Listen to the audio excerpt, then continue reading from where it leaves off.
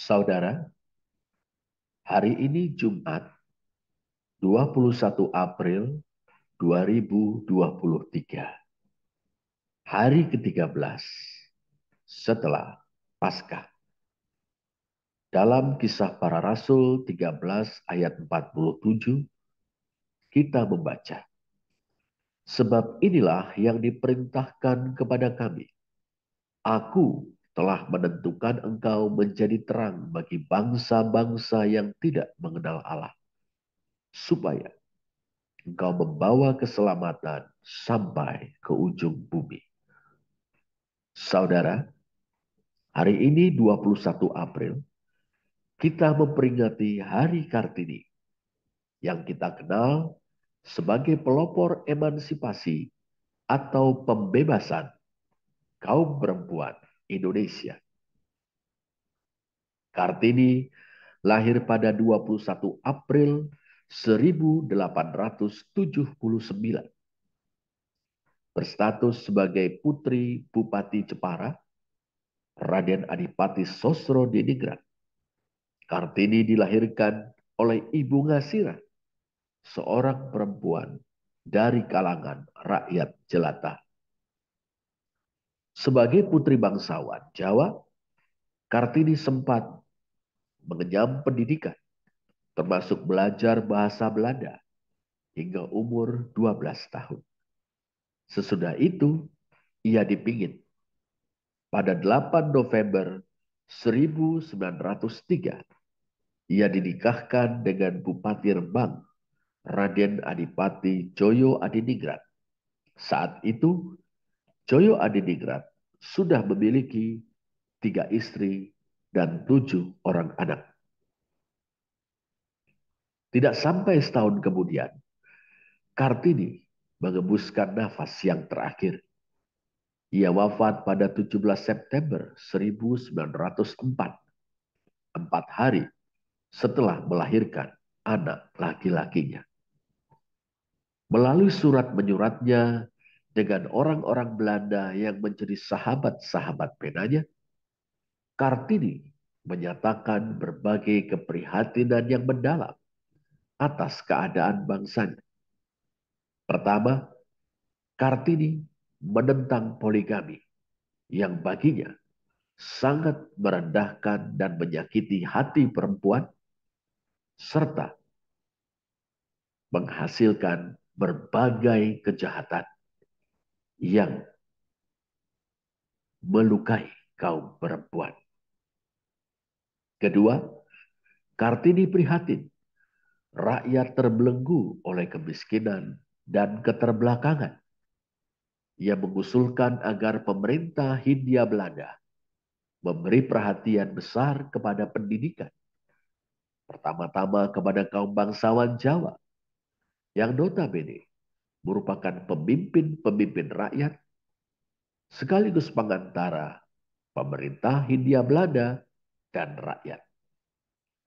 Baginya, pendidikan adalah kunci untuk mengatasi kemiskinan dan keterbelakangan.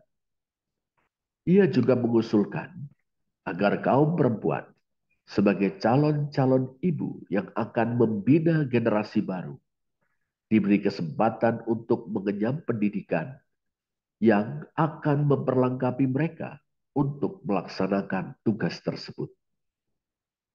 Ketiga, Kartini mengkritik kebijakan pemerintah Hindia Belanda yang melegalkan bisnis candu dan membebani rakyat dengan pajak yang berat. Candu merusak banyak orang, bahkan keluarga di kalangan rakyat.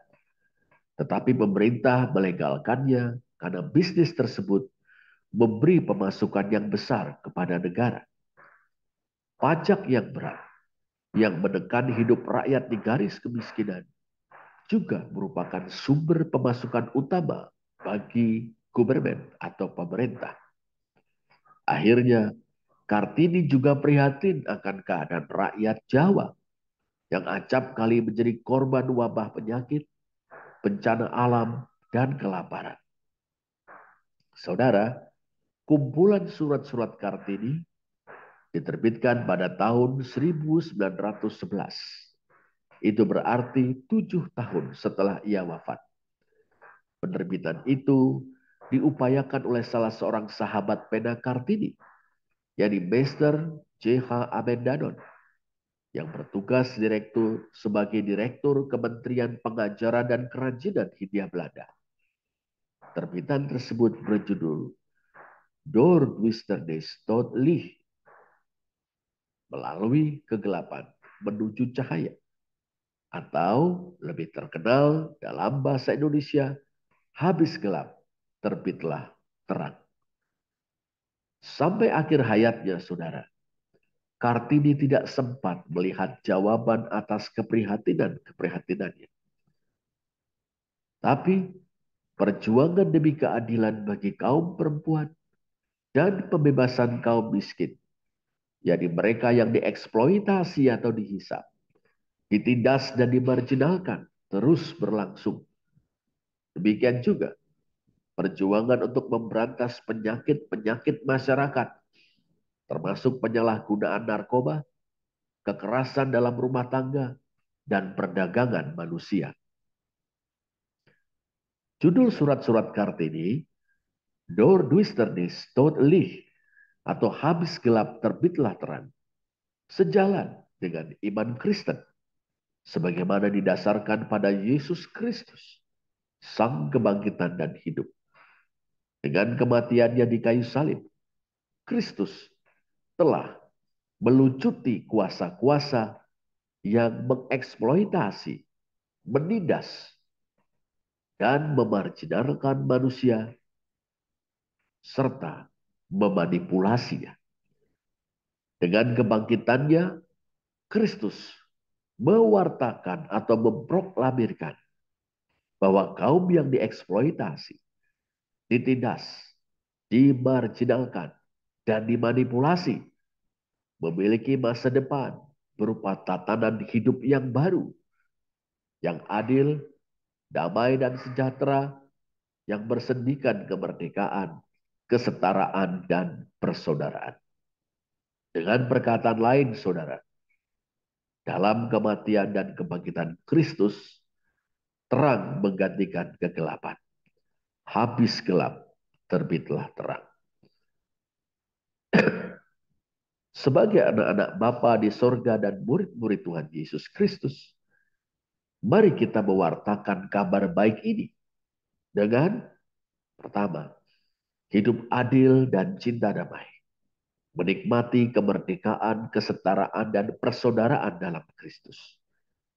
Dan kedua, ikut serta dalam mengupayakan keadilan, pembebasan, dan perdamaian.